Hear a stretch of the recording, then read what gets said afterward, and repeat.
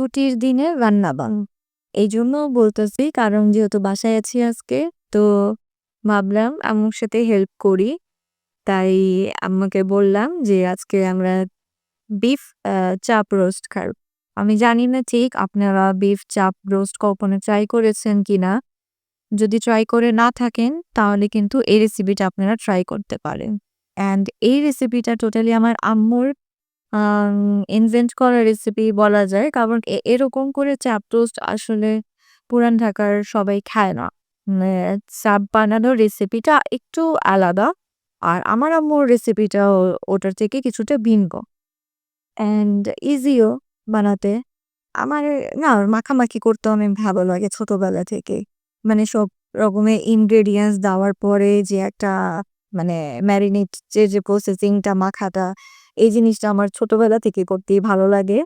তাই আজকেও পছন্দের কাজটাই করতেছি আমি। আপনার চাপটা বানানোর আগে আমি অবশ্যই চাপটাকে একটু থেতে নিয়েছিলাম। আ যেন আপনার চাপটা একদম আ ভালো হয়। অ্যান্ড আমার আম্মু যেভাবে করে সেভাবেই করতেছিলাম। মানে আম্মু বলতেছিল, "এটা করো।" তো আমিও আম্মুর কথা মতোই করতেছিলাম।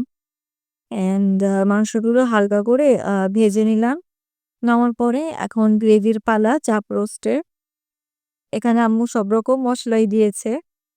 আপনারা চাইলেও আপনাদের আম মানে রোস্ট রান্না করতে যে মসলাটা আসলে ইউজ করা হয় সেগুলোই দিয়েছি আর সাথে টক দই এড করেছি। এই তো দেখেন কালার কত সুন্দর হইছে। এই চাপ রোস্টটা আপনার সাদা পোলাও দিয়ে খেতে যে এত মজা লাগে তার বলার মতো না।